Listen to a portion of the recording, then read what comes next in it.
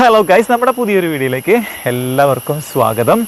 ഇന്ന് നമ്മൾ അടുത്തൊരു ഫോറസ്റ്റിൽ എത്തിയിരിക്കുകയാണ്. ഇന്ന് മിൽക്കുട്ടീനെ ഇവിടെ എവിടെയും കാണാനില്ല, ഇവിടെ എവിടെയോ ഉണ്ട്. ഉടൻ തന്നെ വീഡിയോയിലേക്ക് വരുമെന്ന പ്രതീക്ഷയിലാണ് ഞാൻ നിൽക്കുന്നത്. ഇരിക്കൂ, പ്ലീസ് സിറ്റ് ഡൗൺ. ഞാൻ ഇരിക്കുന്നില്ല, നിന്നാലല്ല, ഇരിക്കി അവിടുന്ന് വീഴും. കുറെ അങ്ങോട്ട് മേലോട്ട് കയറി പോരുത് കേട്ടോ. ഞാൻ മേലോട്ട് കയറി പോയി. ഓക്കെ, അപ്പൊ ഒരു സ്വാഗതം പറഞ്ഞേ. സ്വാഗതം, എല്ലാവർക്കും സ്വാഗതം. അപ്പൊ നമ്മള് ഇന്നത്തെ വീഡിയോയിൽ നമ്മൾ ഉദ്ദേശിക്കുന്നത് എന്താ വെച്ച് കഴിഞ്ഞാല് ഹാവ് ടു ഹാസ് ടു എന്ന് പറഞ്ഞാൽ രണ്ടും ഒരൊറ്റ പ്രയോഗമാണ്. അതുപോലെ ഹാഡ് ടു, പിന്നെ വിൽ ഹാവ് ടു. ഈ മൂന്നെണ്ണം എങ്ങനെയാണ് നമ്മൾ ഇംഗ്ലീഷിൽ കൃത്യമായിട്ട് ഉപയോഗിക്കുക, അതിന്റെ മീനിങ് എന്താണ്, ഏത് സിറ്റുവേഷനിലാണ് നമ്മൾ ഇത് ഉപയോഗിക്കുക എന്നുള്ളതാണ് നമ്മൾ ഇന്ന് നോക്കാൻ പോകുന്നത്. ഓക്കെ, പലർക്കും ഒരു സംശയം ഉണ്ടാവും, നമ്മൾ ഈ ഹാവ് കഴിഞ്ഞ് കഴിഞ്ഞാൽ വെർബിന്റെ എത്രാമത്തെ രൂപം ഉപയോഗിക്കുക? V3 ഫോം ആണല്ലേ? ഓക്കെ, അങ്ങനെയാണെങ്കിൽ ഹാവ് ടു കഴിഞ്ഞാൽ V3 ഉപയോഗിക്കാൻ പറ്റുമോ?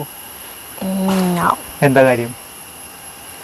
അവിടെ 2 വന്നു അല്ലേ? അവിടെ V1 വരുള്ളൂ. അപ്പൊ എന്താണ് ഈ കാരണം? അതായത് ഹാവ് ടു കഴിഞ്ഞപ്പോ നമ്മൾ V1 ഉപയോഗിച്ചു, വെറും ഹാവ് വരുമ്പോ അവിടെ V3 ഉപയോഗിക്കുന്നു.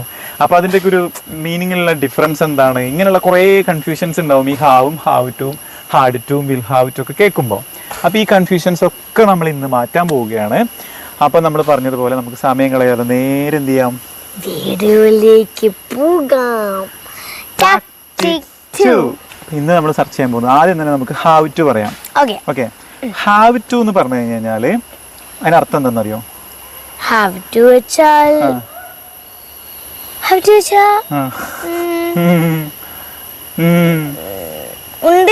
ഉണ്ട്, അത്ര അറിയാം. അങ്ങനെയല്ല, ഹാവ് എന്ന് വെച്ച് കഴിഞ്ഞാല് ഉണ്ട്.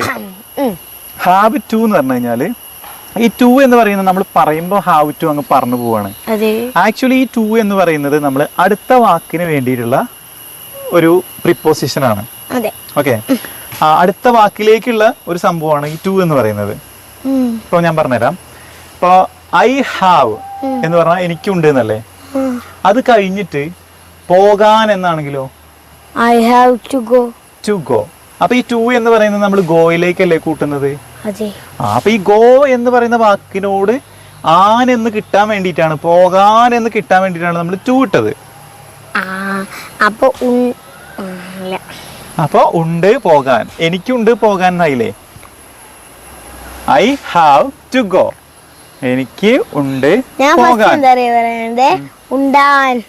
ഉണ്ടാന്നല്ല, ഈ 2 എന്ന് പറയുന്നത് പോകുക എന്ന വാക്കിന്റെ കൂടെയാണ് ആന് വരിക. അപ്പോ എനിക്ക് ഉണ്ട് പോകാൻ എന്താ മീനിങ് വരിക? എനിക്കുണ്ട് പോകാൻ, I have to go. Malayalam പറയടേ. എനിക്ക് പോകാനുണ്ട്. അപ്പൊ എനിക്കൊരു കാര്യം ചെയ്യാനുണ്ട് എന്ന് പറയാൻ വേണ്ടിട്ടാണ് നമ്മൾ ഹാവ് ടു ഉപയോഗിക്കുക. ഉണ്ട് അവിടെ ഉണ്ടല്ലോ. എനിക്കൊരു കാര്യം ചെയ്യാനുണ്ട്, എനിക്ക് പോകാനുണ്ട്, ഓക്കെ, എനിക്ക് കഴിക്കാനുണ്ട്, എനിക്ക് ഇരിക്കാൻ, അത് നമുക്കൊരു കാര്യം ചെയ്യാനുണ്ട് എന്നത് നമ്മൾ ചെയ്യണം എന്ന് പറയില്ലേ? ചെയ്യണം എന്നുള്ളത് നമ്മൾ എന്താ ഇത്രയും കാലം യൂസ് ചെയ്തേ? നം കിട്ടാൻ വേണ്ടിട്ട് ഷുഡ് ആണ്. അപ്പൊ ആ സെയിം മീനിങ് തന്നെയാണ് ഇവിടെ വരുന്നത്, ചെറിയൊരു വ്യത്യാസം ഉണ്ടെന്ന് മാത്രം. അത് കണ്ടോ, അതാണ് മലയണ്ണാൻ. മലയണ്ണാൻ അത് വലിയ സൈസിലല്ലേ, കണ്ടോ? അത്യാവശ്യം നല്ല വലുപ്പമില്ലേ അണ്ണാന്റെ? അതേപോലെ വാലൊക്കെ കണ്ടില്ലേ? അതാണ് മലയണ്ണാൻ കേട്ടോ. അത്രേ ഉള്ളൂ. മലയാളം പറഞ്ഞിട്ട് മലയാളം എന്ന് പറഞ്ഞു കഴിഞ്ഞാല് ഈ മലയിലും കാടിലും ഒക്കെ കാണുന്നതാണെന്നാണ് ഉദ്ദേശിച്ചത്.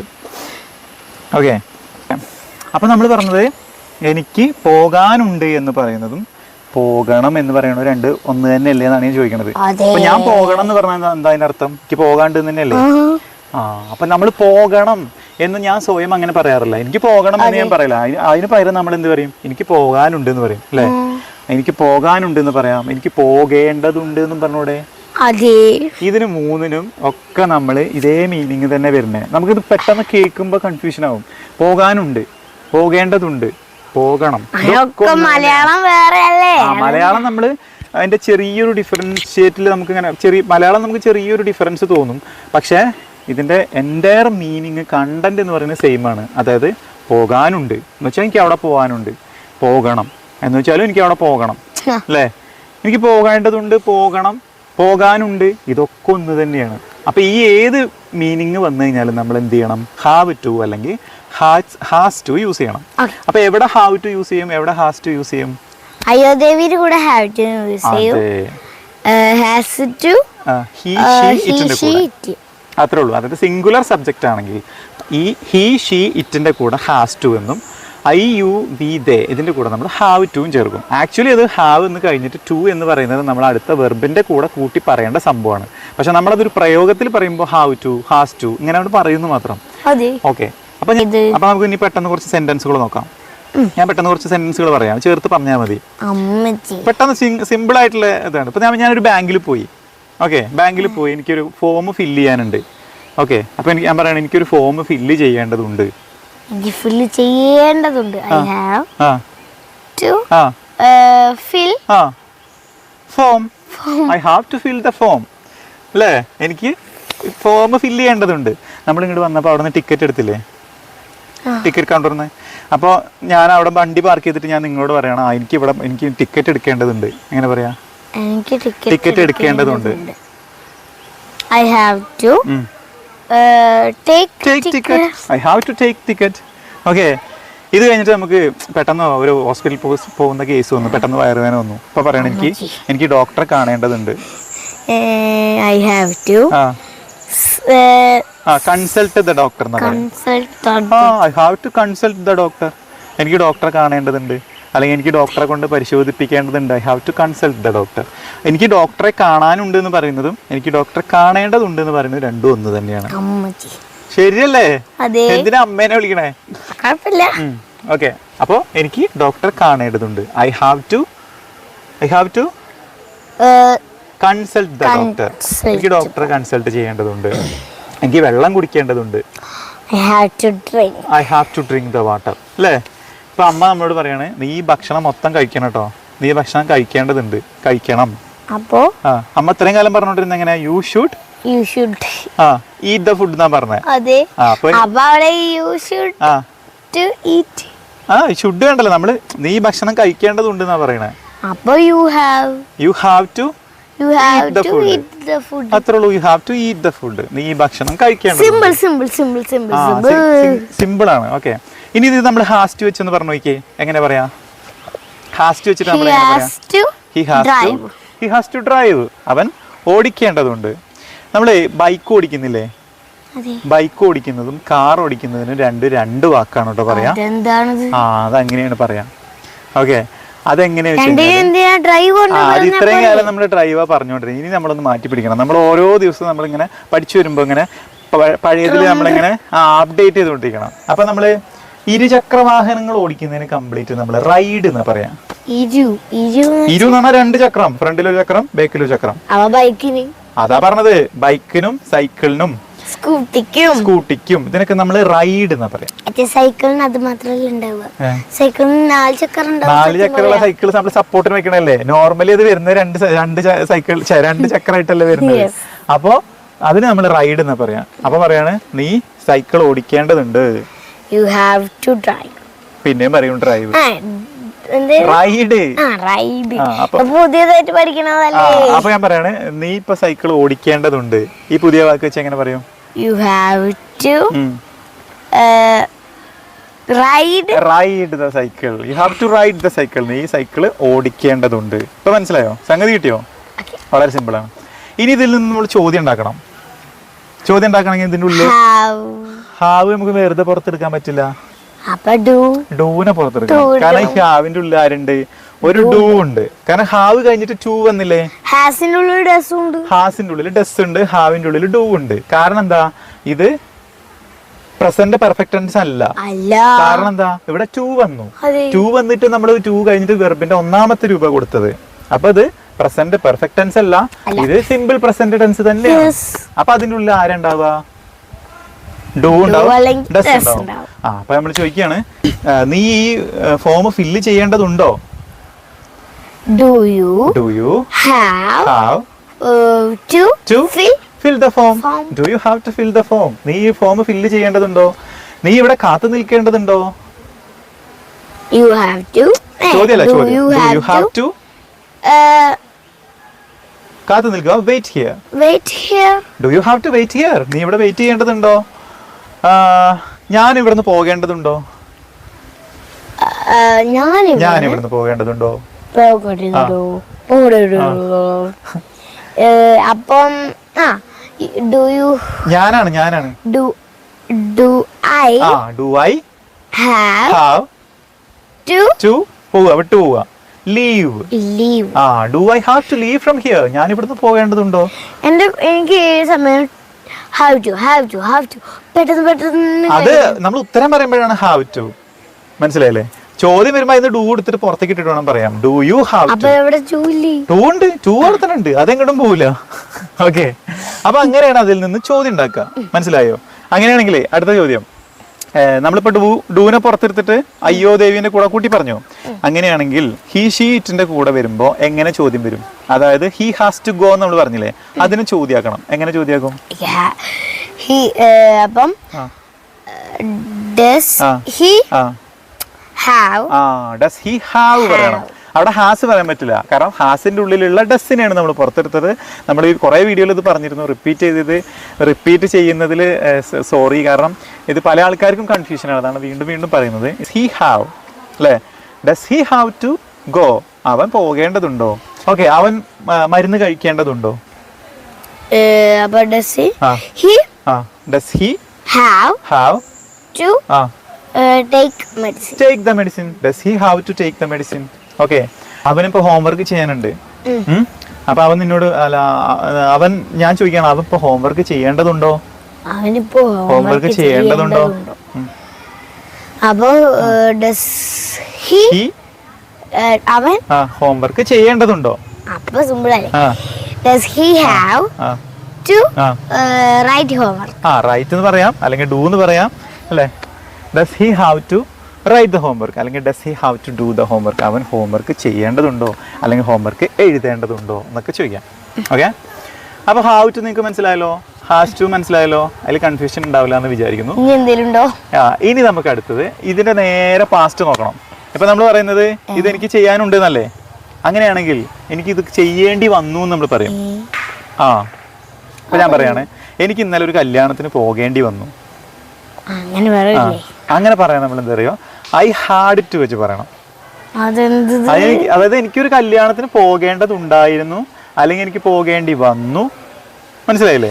അല്ലെങ്കിൽ എനിക്ക് പോകാനുണ്ടായിരുന്നു. ഇത് മൂന്നും ഒന്നാണ്.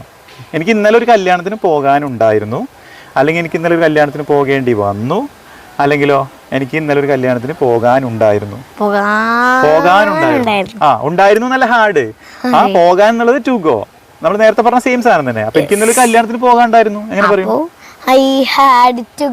സിമ്പിൾ ആയിട്ട് പറയുകയാണെങ്കിൽ ഐ ഹാഡ് ടു ഗോ. എനിക്ക് പോകാനുണ്ടായിരുന്നു. അത് തന്നെയാണ് എനിക്ക് ഇന്നലെ പോകേണ്ടി വന്നു. ഞാൻ ഇന്നലെ പോകേണ്ടി വന്നില്ലേ? എനിക്ക് ഇന്നലെ പോയി, ഞാൻ ഇന്നലെ പോയി. അപ്പൊ എങ്ങനെ പറയാം? I had to go. Okay, ഇന്നലെ എനിക്ക് ലീവായിരുന്നു. ഓക്കെ, ഇമാജിൻ ചെയ്യും, ഇന്നലെ എനിക്ക് ലീവായിരുന്നു. അപ്പോൾ വീട്ടിൽ എനിക്ക് ഒരുപാട് പണികൾ ചെയ്യാനുണ്ടായിരുന്നു. ഓക്കെ, അപ്പോൾ ഞാൻ പറയണേ, എനിക്ക് ഇന്നലെ തുണി അലക്കേണ്ടതുണ്ടായിരുന്നു. എങ്ങനെ പറയാ? എനിക്ക് തുണി അലക്കേണ്ടതുണ്ടായിരുന്നു. എങ്ങനെ പറയാ? ഐ ഹാഡ് ടു ക്ലീൻ അല്ല, wash. I had to wash dresses അല്ലേ? അല്ലെങ്കിൽ ക്ലോത്ത്സ്. എനിക്ക് തുണി അലക്കേണ്ടതുണ്ടായിരുന്നു, എനിക്ക് ഇസ്തിരി ഇടേണ്ടതുണ്ടായിരുന്നു. I had to iron the dresses അല്ലേ? I had to iron the dresses. Okay, എനിക്ക് ഭക്ഷണം പാകം ചെയ്യേണ്ടതുണ്ടായിരുന്നു. വിശപ്പിന്റെ മൂർധന്യാവസ്ഥയിൽ നിന്നുകൊണ്ട് എനിക്ക് ഭക്ഷണം പാകം ചെയ്യേണ്ടതുണ്ടായിരുന്നു ഇന്നലെ. എങ്ങനെ പറയാ? I had to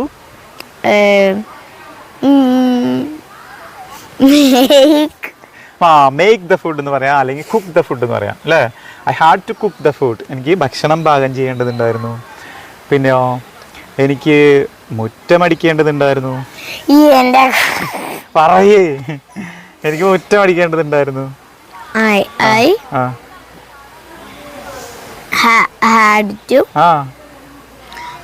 sweep the landscape. മുറ്റത്തിന് ലാൻഡ്സ്കേപ്പ് എന്ന് പറയാം. Okay, I had to sweep the landscape. എനിക്ക് മുറ്റമടിക്കേണ്ടതുണ്ടായിരുന്നു. ഇതൊക്കെ നമ്മൾ കഴിഞ്ഞു പോയ ഒരു ആക്ഷനാണ്. ആ കഴിഞ്ഞു പോയ സമയത്ത് എനിക്കത് ചെയ്യാനുണ്ടായിരുന്നു അല്ലെങ്കിൽ ചെയ്യേണ്ടതുണ്ടായിരുന്നു എന്ന് പറയാനാണ്. ഇതിനെങ്ങനെ ചോദ്യമാക്കുക? അതിൻ്റെ ഉള്ളിൽ ആരുള്ളത്? ഹാഡ് ടു ആണ്, ഡിഡ് ആണല്ലേ. കാരണം ഹാവ് ടുവിൻ്റെ ഉള്ളിൽ സിമ്പിൾ പ്രസന്റ് ആയതുകൊണ്ട് അതിൻ്റെ ഉള്ളിൽ ഡു ഉണ്ടായിരുന്നു. അങ്ങനെയാണെങ്കിൽ ഹാഡ് ടു എന്ന് പറയുന്നത് ആ യൂസേജിൽ വരുന്ന സെൻറ്റൻസ് ആയിട്ട് വരുമ്പോൾ അത് പാസ്റ്റ് സെൻറ്റൻസ് ആണ്, അത് പാസ്റ്റ് ടെൻസ് ആണ്. ഈ പാസ്റ്റ് ടെൻസിലുള്ള ഏതൊരു സെൻറ്റൻസിൻ്റെ ഉള്ളിലും ആരുണ്ടാകും? പറടേ, ഡിഡ് ഉണ്ടാവും. അപ്പൊ അവിടെ ഹാവ് പ്ലസ് ഡിഡ് ആണ് ഹാഡ്. ഡു പ്ലസ് ഹാവ് ആണ് ഹാവ്. ഡസ് പ്ലസ് ഹാവ് ആണ് ഹാസ്. അത്ര ആ ഐഡിയ നിങ്ങൾ എപ്പോഴും മനസ്സിൽ വേണം. അതായത് ഇവിടെ ഹാവ് പ്ലസ് ഡിഡ് ആണ് ഹാഡ്. നമ്മൾ തൊട്ട് മുമ്പ് പറഞ്ഞ സെന്റൻസിൽ ഹാവ് പ്ലസ് ഡു ഹാവ് തന്നെയാണ്. ഹാസ് എന്ന് പറയുന്നതിൽ ഡസ് പ്ലസ് ഹാവ് ആണ് ഹാസ്. ആ ഐഡിയ നിങ്ങളുടെ മനസ്സിൽ എപ്പോഴും വേണം. എന്നാലേ നമുക്ക് ഈ ഒരു ഇത് കൃത്യമായിട്ട് ഇതിൻ്റെ ടെക്നിക്ക് മനസ്സിലാവുള്ളൂ. അപ്പോൾ നമ്മളിവിടെ ഡിഡാണ്. ഡിഡാണെങ്കിൽ എന്തായിരിക്കും ചോദ്യം വരിക? നിനക്ക് ഇന്നലെ ഭക്ഷണം ഉണ്ടാക്കാനുണ്ടായിരുന്നോ? ആ, ഭക്ഷണം ഉണ്ടാക്കാനുണ്ടായിരുന്നോ അല്ലെങ്കിൽ ഉണ്ടാക്കേണ്ടതുണ്ടായിരുന്നോ?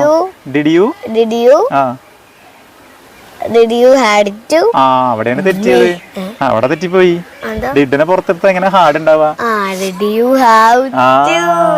അതാണ്, അവിടെ തെറ്റാൻ പാടില്ല. അപ്പൊ എങ്ങനെ വരിക? ഒന്ന് രണ്ട് ചോദ്യം ചോദിച്ചേ. Did you have dance? Did you have play dance? Sentence full ആയില്ല. അവിടെ ആരെയും ഒരാൾ മറന്നു. ആരെയും മറന്നത്? Did you have to വിഴുങ്ങാൻ പറ്റൂല.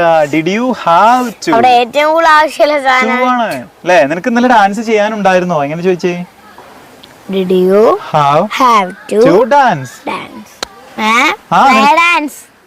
പ്ലേ ഡാൻസ് എന്ന് പറയാം. ഡാൻസ് എന്ന് പറഞ്ഞാലും സിമ്പിൾ രണ്ടും ഒന്ന് തന്നെ. Did you have to dance മതി. കാരണം പ്ലേ ഡാൻസ് എന്ന് പറഞ്ഞാലും ഡാൻസ് തന്നെയാണ്.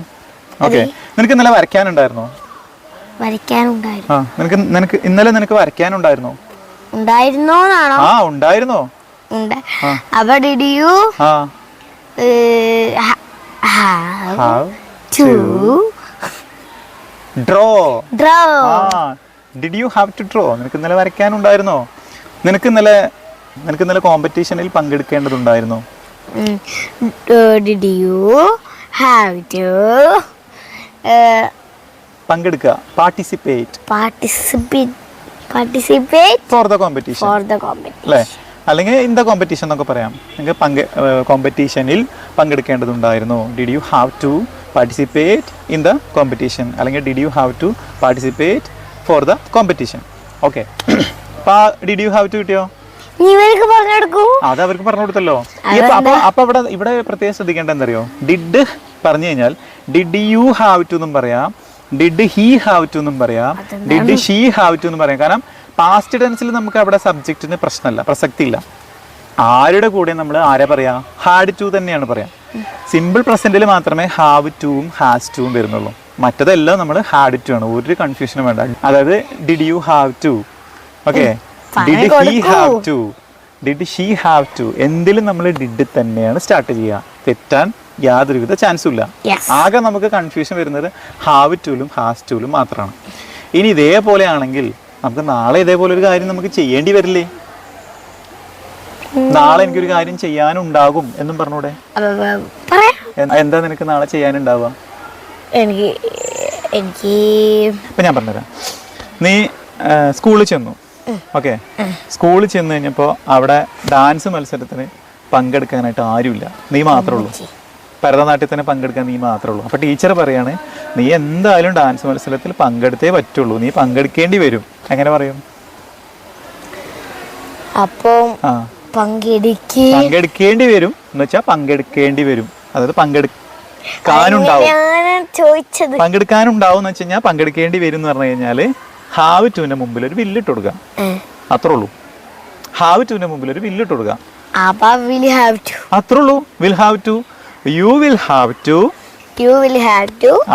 Participate for the Bharatanatyam. നീ ഭരതനാട്യത്തിന് പങ്കെടുക്കേണ്ടി വരും. ഓക്കെ. ഇപ്പോൾ വേറൊരു ഉദാഹരണം പറയുകയാണെങ്കിൽ നമ്മളെ വീട്ടിൽ ഒരാൾ വന്ന് കല്യാണം വിളിച്ചു. കല്യാണത്തിന് വിളിച്ചപ്പോൾ നമ്മുടെ വീട്ടിൽ എല്ലാവരും ബിസിയാണ്. അച്ഛന് ജോലിയുണ്ട്, അമ്മയ്ക്ക് ജോലിയുണ്ട്, മക്കൾ സ്കൂളിൽ പോകുന്നു അല്ലേ, ഒരു വർക്കിംഗ് ഡേ ആണ്. ഞാൻ മാത്രം ലീവ് എടുത്ത് പോകണമെന്നാണ് അച്ഛൻ എന്നോട് പറയണത്. വർക്കിംഗ് ഡേ ആണെന്ന് വെച്ച് കഴിഞ്ഞാൽ ഡ്യൂട്ടി ഉള്ള ദിവസമാണ്, ഹോളിഡേ അല്ല. അപ്പം അച്ഛൻ എന്നോട് വന്നിട്ട് പറയണേ, നീ നാളെ കല്യാണത്തിന് പോകേണ്ടി വരും. എങ്ങനെ വരും? You will have to go for the marriage. You will have to go for the marriage. നീ നാളെ കല്യാണത്തിന് പോകേണ്ടി വരും, കാരണം ഇവിടെ വേറെ ആരും ഇല്ല അല്ലേ. നിർബന്ധമായിട്ട് നമുക്കൊരു കാര്യം ചെയ്യേണ്ടി വരും. നിർബന്ധം എന്ന് വെച്ച് കഴിഞ്ഞാൽ മസ്റ്റ് അത്ര നിർബന്ധമല്ല, നമ്മളത് ചെയ്യേണ്ടി വരും എന്ന് പറയുന്നതാണ്. വളരെ നിർബന്ധം പറയുന്നത് നമ്മൾ മസ്റ്റ് യൂസ് ചെയ്യും. പക്ഷെ നമ്മളൊരു കാര്യം ചെയ്യേണ്ടി വരും എന്ന് പറയുമ്പോൾ നമ്മൾ എന്ത് പറയാം? You will have to. കുറച്ച് സെന്റൻസ് പറഞ്ഞേ, ഒരു 4-5 സെന്റൻസ് പറഞ്ഞേ. ഹായ്. വരൂ. അപ്പോൾ ഹായ് ഫ്രണ്ട്സ്, നമുക്ക് കുറച്ച് അതിഥികളെ കിട്ടിയിട്ടുണ്ട്. ഞങ്ങളിവിടെ വീഡിയോ എടുത്തുകൊണ്ടിരിക്കുമ്പോൾ കുറച്ച് പേര് ഇവിടെ ടൂറിസ്റ്റായിട്ട് വന്നതാണ്. അപ്പോൾ അവർക്ക് നമ്മുടെ ചാനലിലൊന്ന് കാണാനായിട്ട് ഒരാഗ്രഹമുണ്ട്. അപ്പോൾ എല്ലാവരെയും നമ്മൾ ഒരുമിച്ചൊന്ന് കാണിക്കാൻ കേട്ടോ. മിലൂസ് വ്ലോഗ് എന്നാണ് ചാനലിൻ്റെ പേര്. കണ്ടന്റ് ഇംഗ്ലീഷാണ്.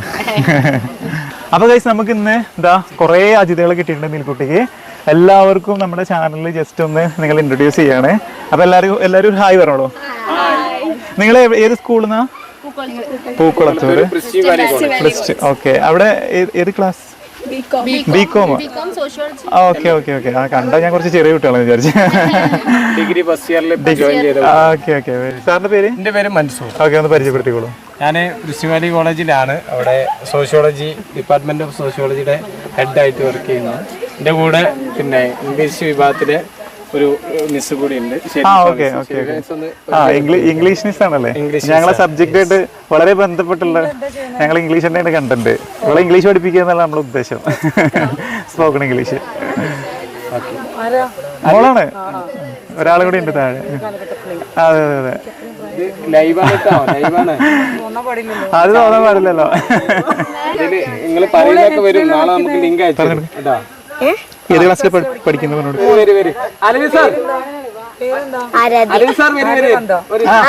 ആരാധ്യ. ഇവരുടെ ഒരു ഇംഗ്ലീഷ് പിന്നെ പ്രൊമോഷൻ ചെയ്യുന്ന ഒരു യൂട്യൂബ് ചാനലാണ്. എന്തെങ്കിലും പേരെന്തെങ്കിലും? മിലൂസ് വ്ലോഗ് എന്ന ചാനൽ. മിലൂസ് വ്ലോഗ് എന്ന് പറഞ്ഞ ചാനലാണ്. അപ്പൊ അത് എന്ത് വേണമെങ്കിലും ചെയ്യോ? ആ പാട്ട് പഠിക്കുന്നു. അപ്പൊ നമുക്ക് വേണ്ടി ഇവരൊരു പാട്ട് പാടുന്നാണ് പറയുന്നത്. നമുക്കൊന്ന് കേട്ടു നോക്കാം. ചിലപ്പോ നിങ്ങൾക്ക് സൗണ്ട് ഉണ്ടാവില്ലായിരിക്കും. ഒരു പാട്ട്. അലമാലകളാടിയുലൊരു കടലായി നാനരികെ അന്നാദ്യം കേട്ടു പ്രണയം ഋതുപല്ലവിയായി. ആരു പറഞ്ഞു ഞാൻ കണ്ടത് കനവാണെന്നാരു പറഞ്ഞു. ഏറും കൊണ്ടെഴുതിയതെല്ലാം മഴവില്ലു വീഴുന്നത് പോലെ പറഞ്ഞു. നമ്മൾ അതിനിടയ്ക്ക് ഒരു ബ്രേക്ക് എടുക്കേണ്ടി വന്നു. അപ്പോൾ നമുക്ക് ആ വിൽ ഹാവ് ടുന്റെ ക്വസ്റ്റ്യനും കൂടി പറഞ്ഞിട്ട് പെട്ടെന്ന് തന്നെ അവസാനിപ്പിക്കാം. വിൽ ഹാവ് ടു നമ്മളെ ക്വസ്റ്റ്യൻ എങ്ങനെ പറഞ്ഞ? Will you have to. കുറച്ച് ക്വസ്റ്റ്യൻ ഉണ്ടാക്കി പെട്ടെന്ന്. Will you have to drive? നീ ഓടിക്കേണ്ടി വരുമോ? ഓക്കെ, അടുത്ത്. Will you have to sing? നീ പാടേണ്ടി വരുമോ? അതൊക്കെയല്ലേ എനിക്ക്. അടുത്തത്. മേൽക്കൂടിനോട് എന്ത് ചോദ്യം ചോദിച്ചാൽ ഏത് വീഡിയോയിലും നിങ്ങൾക്ക് ശ്രദ്ധിച്ചാൽ അറിയാം. റീഡ്, സിങ്, റൈറ്റ് അല്ലേ? കുറച്ച് വെബ്സ് കയ്യിലുണ്ടാവും. അത് വെച്ചിട്ട് ആള് സെന്റൻസ് ഉണ്ടാക്കും. ഓക്കെ. അപ്പൊ ഗൈസ് നിങ്ങൾക്ക് ഈ വീഡിയോ ഇഷ്ടപ്പെട്ടിട്ടുണ്ടാവുമെന്ന് വിചാരിക്കുന്നു. കാരണം have to, has to, had to, will have to ഇത് എപ്പോഴും എല്ലാവർക്കും കൺഫ്യൂഷൻ വരുന്ന ഒരു പാട്ടാണ്. അപ്പോൾ അതുകൊണ്ടാണ് നമ്മൾ കുറച്ച് ഡീറ്റെയിൽ ആയിട്ട് കുറച്ച് ലെങ്ത് ആയിട്ട് ഈ വീഡിയോ ചെയ്തത്. അപ്പോൾ ഇതിൽ ഇനി എന്തെങ്കിലും സംശയം ഉണ്ടെങ്കിൽ നിങ്ങൾ കമൻറ്റ് ബോക്സിൽ നിങ്ങൾ കമൻറ്റ് ചെയ്ത് ചോദിക്കുക, നമ്മൾ റിപ്ലൈ വരുന്നതായിരിക്കും. അതല്ലെങ്കിൽ വീണ്ടും നിങ്ങൾ ഒന്നുകൂടി വീഡിയോ എടുത്തിട്ട് കാണാം, അപ്പോൾ നിങ്ങൾക്ക് കൃത്യമായിട്ട് മനസ്സിലാവും. ഓക്കെ ഗൈസ്, അതേപോലെ തന്നെ നമ്മുടെ grammar video complete, conversation practice complete നമ്മൾ പ്ലേ ലിസ്റ്റിൽ പിൻ ചെയ്ത് വെച്ചിട്ടുണ്ട്. പ്ലേ ലിസ്റ്റിൽ സെപ്പറേറ്റ് വീഡിയോ ആയിട്ട് നമ്മൾ സെപ്പറേറ്റ് സെറ്റ് ചെയ്ത് വെച്ചിട്ടുണ്ട്. നിങ്ങൾ ഗ്രാമർ വീഡിയോ ആവശ്യമുള്ള ആളുകൾക്ക് തീർച്ചയായിട്ടും പ്ലേ ലിസ്റ്റിൽ പോയിട്ട് ആ വീഡിയോ പിക്ക് ചെയ്തിട്ട് കാണണമെന്നും കൂടി ഈ അവസരത്തിൽ ഞാൻ അഭ്യർത്ഥിക്കുകയാണ്. ഓക്കെ, അപ്പോൾ നമുക്ക് അടുത്ത ഒരു വീഡിയോ ആയിട്ട് വീണ്ടും കാണാം. അപ്പോൾ ലൈറ്റൊക്കെ പോയിരിക്കുകയാണ്, അതുകൊണ്ട് നമ്മൾ ഇത് അവസാനിപ്പിക്കുകയാണ്. നമുക്ക് മറ്റൊരു വീഡിയോ ആയിട്ട് വീണ്ടും കാണാം. ലൈക്ക് ചെയ്യുക, ഷെയർ ചെയ്യുക, സബ്സ്ക്രൈബ് ചെയ്യുക, കമന്റ് ചെയ്യുക. ഇഷ്ടപ്പെട്ടില്ലെങ്കിൽ ലൈക്ക് ചെയ്യുക. ഓക്കെ, അടുത്തൊരു വീഡിയോ ആയിട്ട് നമുക്ക് വീണ്ടും കാണാം. അതുവരേക്കും ബൈ.